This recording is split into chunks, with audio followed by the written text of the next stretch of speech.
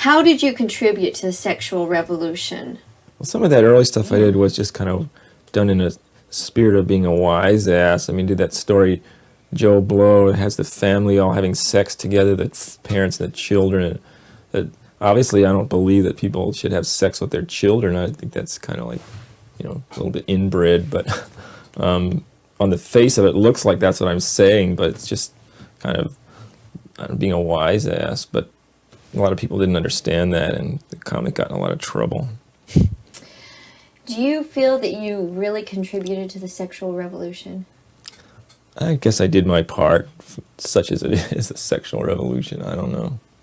Do you feel like you exploited the sexual revolution? Exploited? No, I did what I thought. People that exploit the sex revolution are people that let's sit down and think of an angle like, okay, now how can we make a lot of money off of the sexual revolution? Let's see. Well, we'll do some kind of like films with some blowjobs or something, and I don't know. You know, if you think that way about it, that's exploiting. That's making some money off it. It's like exploiting kids' attraction for sweets. How can we exploit kids' attraction for sweets? We'll make these candy bars and we'll give them delicious flavors. I mean, that's that kind of thinking. You know, it's just capitalism. That's the way it works. You know, but I never really thought of it that way as what can I do to make a lot of money off the sexual revolution. I just kind of did what I got a kick out of doing, you know. You know, do you think that you've got to, like, be real with the Zap comics and got to be real? Really epitomize what was actually happening? Well, I think the best of it for me was stuff that was inspired by LSD visions. I mean, I had this like psychedelic spiritual visions on LSD, and as close as I could get that into the comics in those days, I think that was the most interesting stuff when I look at it now. And the whole crazy sex thing came kind of a little bit after that, which I guess around 1969, 70, everything was just busting out. You know, you had the revolution and you had the sex thing, and everything was getting so crazy then. And that crazy sex thing just busting out of breaking every taboo, shocking every middle class, you know, moral stance. You know, it was just the people that were involved in that hip comic scene, all that, everybody just wanted to do that, just hit everything, you know. And did that happen in my first LSD trip where you had the orgy? I don't remember that one. It seems like a lot of people that read your comics that have given me feedback that actually read them then felt like it got to the natural. It got to what was really happening. Huh. And they went to school in Berkeley and said they ran out to buy your comics when they first came out. Yeah, a lot of people were taking LSD and getting stoned, and I was there. I was in that same tune to that same level. You know, I was part of that, I guess. So it was like part of a collective mindset of that time. You know, which I don't feel that way anymore. Now I'm definitely much more removed from any kind of popular or collective mindset. What do you think's happened between Yellow Dog and like the 1980s? Well, I mean that youth movement was a very strong collective thing. It was real strong. We really haven't had anything like that since then. Have you thought about doing a comic between then and now? You know? You mean about the period between then and now? Yeah. Not really. Well, I've done something reflecting on that, and I have a lot of ideas about that. As time goes on, I get more ideas like that, but I haven't really done much of that yet. Do you feel like most of your comics are best when they're sexual?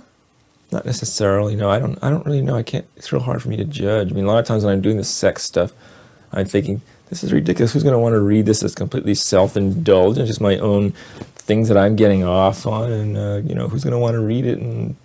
But somehow I can't help myself. I just have to do what the, you know, where my passions take me. That's where I go, I guess, with the art thing, and hope that other people like it somehow. I don't know. Try and make it entertaining somehow. So do you think that Freud is right, that sex governs the root of all thinking. Sure as hell governs me a lot. Has a lot to do with my thinking. I don't know. And so, do you look at people and give them the fuckability test? You know, I mean, most people Absolutely think basically you are fuckable or you are not fuckable. You think that you know. I don't know about other people. I just don't know. I mean, I study other cartoons, underground comics. I mean, the underground comic thing is completely free. You can draw what you want. It's not going to be censored. But yet, there's actually very few underground cartoonists who really deal much with sex in a very explicit way. So I look and I think, well, what is this guy? What does he really feel about sex? Where's the sex? What does he think about women and all that? And I don't see it in a lot of the comics being done by underground cartoonists, let alone forget about the overground. They can't do it. But the underground guys are completely free to explore that, and yet they don't. So I think, well, gee, maybe I'm oversexed. Maybe I'm like more libido obsessed than other people. I don't know. Or do you think that they're not necessarily just true to themselves? I don't know. Some of them seem like they are true to themselves, and they just don't have that strong of a, their sex thing isn't that central to their whole ego. I don't know. Spain is one guy who's really into the sex element and draws a lot of. I mean, part of what you can gauge it by is like who draws a sexy woman and who doesn't. In their comics, and I always look for that. Who's really, lovingly dwells on the contours of the female form and all that in their artwork, and there's not that many. Small handful. So now going back, I think in My Troubles with Women, you have the first encounter with the big Mexican girl. That is. You didn't make out or fill her out or anything. Okay. I was too shy. What would Mr. Natural be doing sexually now? Wearing condoms? Would your women be having, orgies with condoms and dental dams? Where would they be right now? One thing you might want to ask is about S. Clay Wilson, the type of sex he draws and the type of sex that you draw. That's a very good question. Oh, here, okay.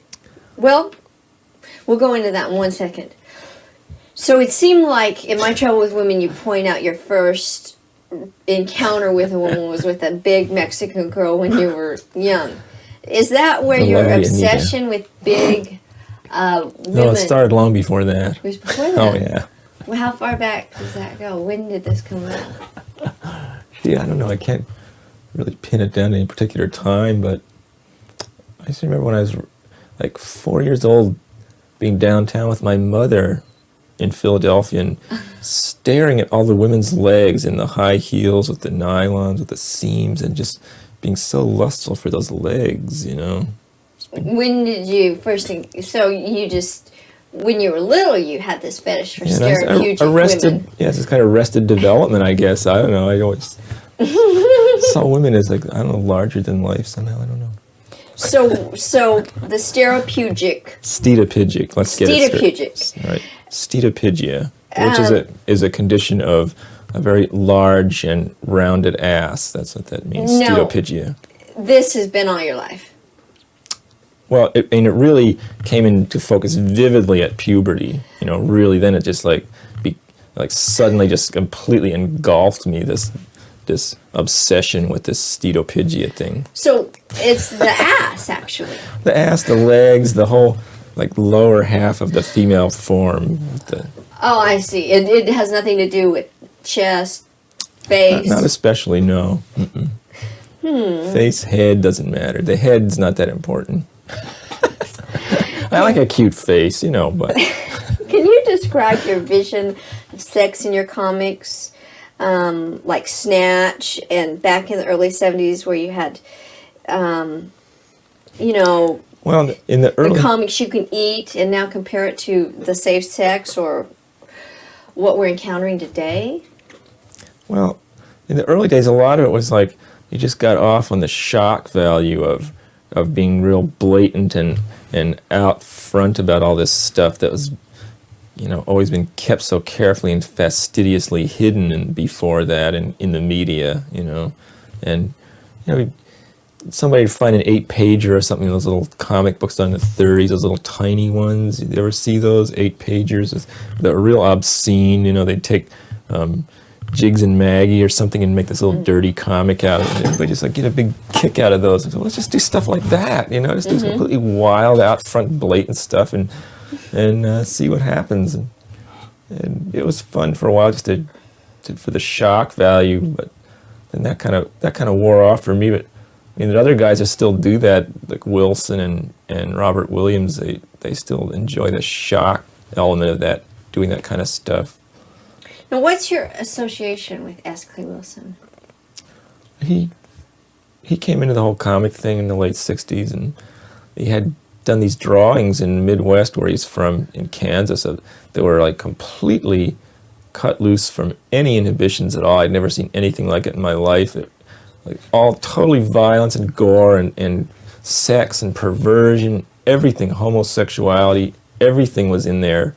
And I saw that and I said, well, this obviously, there's no sense in putting any inhibitions on yourself after seeing that stuff, you know, where he just did every possible, you know, horrifying, shocking thing he could think of, but he's still doing it as a thing. He's still into that. It's a compulsion with him, and I kind of got it out of my system. But the freedom is, I still enjoy the freedom, and I still like to draw, you know, weird stuff in my comics. But it's not for the shock value so much now as it is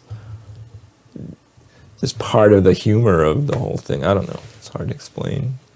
So you don't do any work with S. Clay Wilson today? Well, we're still kind of trying to put together Zap comics, you know, which Spain and Wilson, Robert Williams and Bill and Rick Griffin and Gilbert Shelton. We kind of still try and keep that group together for Zap comics, but I don't know, it's getting harder and harder to get everybody together. They're scattered all around the world now. But it was a pretty tight group in the early 70s. Those guys hung around together and got stoned together a lot and stuff like that, and did a lot of cultural exchanging, you know, showing each other's stuff and all that. Do you think that you've moved beyond the overt, enjoyable, pointless sexuality of your sex comics? Hell no. The pointless sexuality, that's the one I love the most. I love to do pointless sexuality. The more pointless, the better. What about the Oh So Clean comics? Jesus. Thank God the feminists have stopped haranguing me. That was really hard. The hardest thing I had to deal with in the whole show was the screaming about sexism and all that. And gee, maybe I am exploiting women. And gosh, I'm sick. I'm wrong. It's all wrong. I should go through therapy and just get rid of this whole thing, or get myself fixed or something. You know. What was the worst thing that ever happened to you, the feminists? Well, actually, the feminists usually attacked like the publishers before they, and the poor schmuck in the store before they got to the artists, you know. Well, like I know I was personally like mauled by feminists. Really? Tomatoes Physically and attacked? eggs and yeah. Have you ever had anything like that?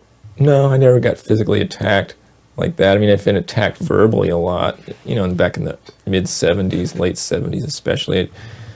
But never, I mean, there's one publisher, Dennis Kitchen, that tells a really funny story that happened to him. This group of feminists came to his warehouse where he was publishing underground comics and said, we'd like to talk to you about this thing.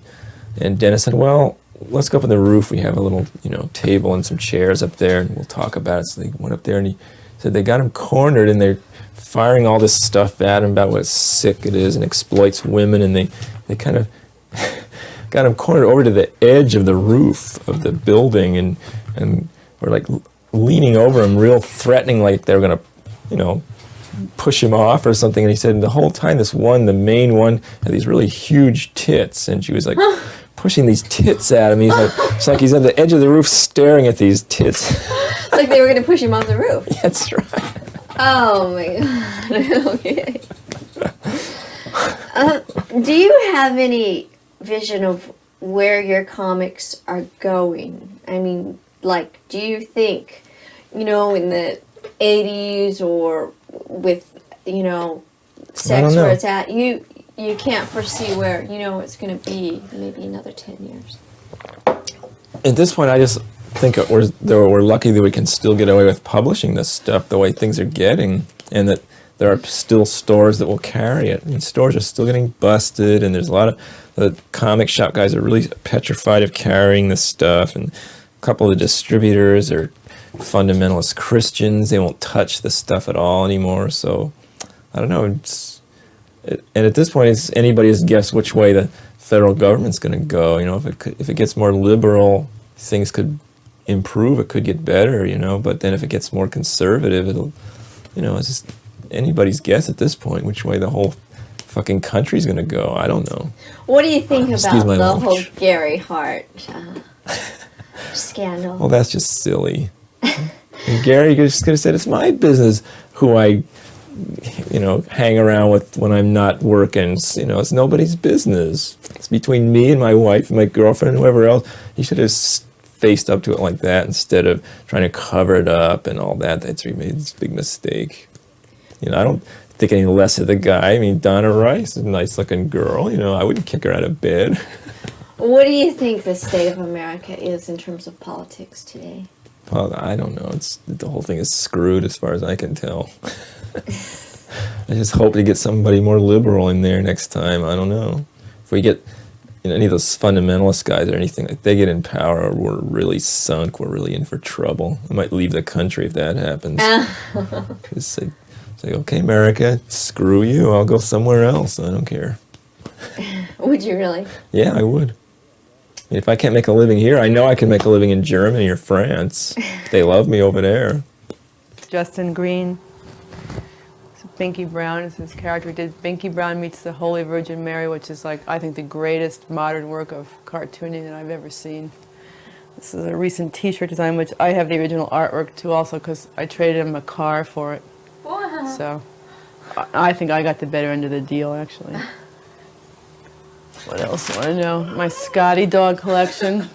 These are my Scotties. So this is my first favorite Scotty, my sort of Picasso Scotty here. Kind of looks like a Cubist sculpture. And I got this when I decided, this is a good thing to collect. And then Robert found this shelf, this knick-knack shelf. muscles. Wait a minute. Robert found this knick-knack shelf for me, and then that kind of like encouraged me to collect all these things. Flex your butt over there. How about this? Should I show this? I can't. This sleeve doesn't pull up. Oh well, you can kind of see. Do you lift weights? No. She's always Do aerobics? Yeah. Wow. I'm just strong. And What else shows here? that picture, that painting? Oh yeah, this is a painting. Can you see this? This is Sonny Glassner, who's like a used car salesman in Matawan, New Jersey, and he's kind of like very similar to my father as a type, you know. And I had this friend who works for some Jewish foundation in New Jersey and sent me all these photos for inspiration. And there was Sonny Glassner, and I thought this is like a sort of a tribute to my father. And it's kind of like Tin Man, that type of guy, you know. Sonny Glassner is kind of a great guy. And in his ad in the Yellow Pages, he says, "Happy Hanukkah" from Sonny Glassner. I thought that was a personal touch that I could appreciate. Oh, and this is my great-grandmother, Sophie, who my daughter's named after. I had a picture of you in the Girl Scouts. Where? Here? Oh, no, I was a brownie here. This is in my brownie uniform, and I made this in brownies. It's my little frame. There's Sophie and Robert. That was like some photos taken for People magazine. That was one of the rejects. What's this little doll here? Here. Harvey Kurtzman. This is like, he does American Splendor, which he writes the stories and lots of artists illustrate them, and Robert's done all the covers, and his wife, Joyce Brabner, has made these dolls, which they sell for $35 a piece, but this is like a Xerox of Robert's drawing of Harvey on the face, so since they used it, we got a free one. So we got like this Harvey doll, Very you know. marketable. Very marketable. We use it as like a throw pillow on our futon, you know. All right, get it out of here. Oh, God. It's a portrait of Robert I did. It was a back cover for this series of books called The Complete Crumb, and I made him sit for that. I kind of like that painting of him. Looks like him. Ow. You come out of the studio, this will make them crack up all over there. Can you do it out the door? Yeah. Out the doorway. Just walking this way across. You up on her back. I knew you guys have to move. You can do it. Yeah, be quiet. Sorry.